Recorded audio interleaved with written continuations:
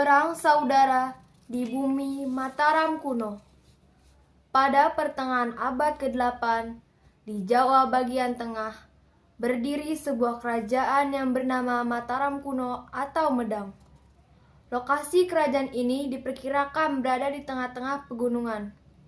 Di sebelah utara terdapat Gunung Merapi, Merbabu, Sindoro, dan Sumbing. Di sebelah barat Gunung Serayu, di sebelah timur Gunung Lau, serta di selatan berdekatan dengan Samudra Hindia dan Pegunungan Seribu. Salah satu tokoh kerajaan Mataram kuno yang terkenal ialah Rakai Pikatan, seorang pangeran dari Wangsa Sanjaya, salah satu dinasti Hindu Siwa terbesar di Mataram kuno atau Medang. Rakai Pikatan adalah seorang pangeran yang berambisi untuk membangkitkan dinasti Sanjaya serta menyatukannya dengan dinasti Sailendra, dinasti Buddha terbesar penguasa kerajaan Medang yang pada saat itu dipimpin oleh Raja Samaratungga pada tahun 792 sampai 833 Masehi. Menjelang turun tahta, Samaratungga mengeluarkan suatu keputusan politik penting yang membuat ambisi Rakai Pikatan dapat berjalan mulus.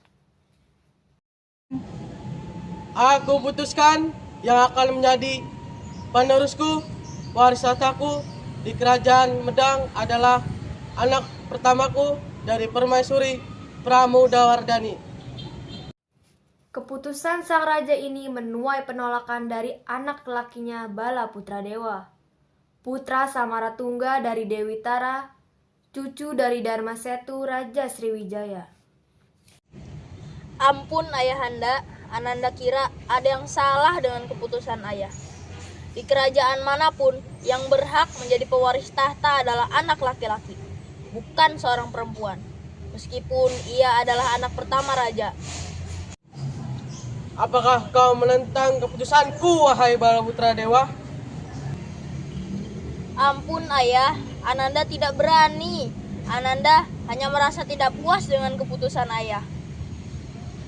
Pramodawardhani yang sedari tadi hanya diam memperhatikan jalannya percakapan antara ayah dan sang adik lalu bicara mengeluarkan isi hatinya. Ampun Paduka Ayahanda, bolehkah Ananda bicara? Silakan putriku. Menurut pendapat hamba, keputusan raja adalah mutlak, tidak bisa diganggu apapun. Sabdo Pandito Ratu. Raja tidak boleh ragu, harus tegas dalam mengambil keputusan, dan tidak bisa menarik kata-katanya kembali. Hemat hamba, ayahanda, perempuan pun mampu menjadi raja. Apalagi hamba juga merasa berhak atas tahta sebagai anak pertama dari permaisuri. Kau dengar itu, Balaputra Dewa? Aku tidak bisa menjilat ludahku sendiri. Perkataan Putri Pramodawardhani menimbulkan rasa tidak senang dan bibit kebencian muncul di hati Bala Putradewa. Ia menatap wajah sang putri dengan kesal, namun tidak bisa berbuat apa-apa. Akan kurebut tahtamu suatu hari nanti, Pramodawardhani. Berita pengangkatan sang putri sebagai putri mahkota tersebar ke segala penjuru kerajaan Medang dan sampai ke telinga Rakai Pikatan.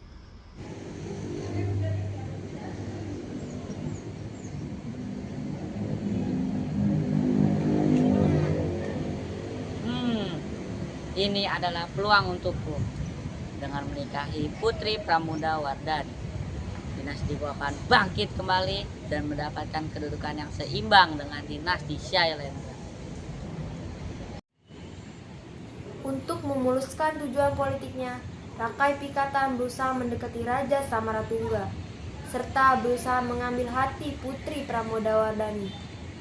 Usahanya ini pun menuai hasil. Pada tahun 832 Masehi, Rakai Pikatan berhasil menikahi sang putri mahkota.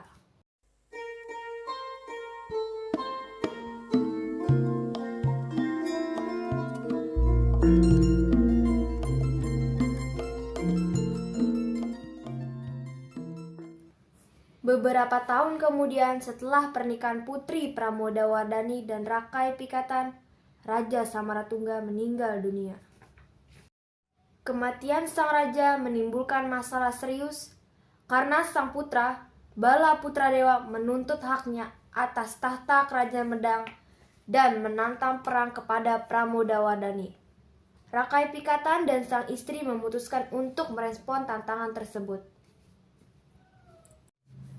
Menjelang pertempuran, Bala Putradewa membuat benteng pertahanan di perbukitan sebelah selatan Prambanan yang dikenal sebagai Candi Boko. Serang!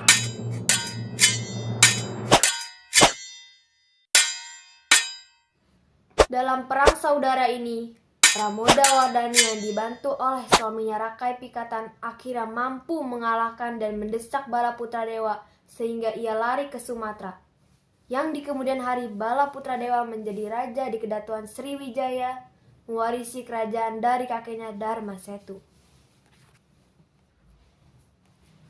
Kerajaan Medang yang dipimpin oleh Pramodawardhani dan Rakai Pikatan yang berbeda agama berdampak positif terhadap toleransi beragama antar pemeluk Buddha dan Hindu di Jawa kala itu.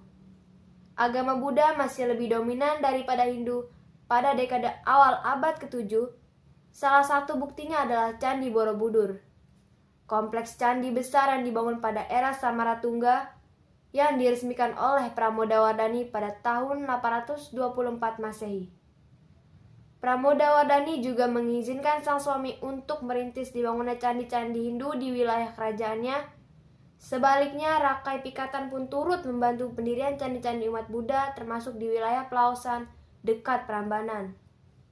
Candi-candi Pelaosan yang diperuntukkan bagi pemeluk agama Buddha didirikan secara gotong royong oleh para penganut agama Buddha dengan orang-orang yang beragama Hindu. Selesai.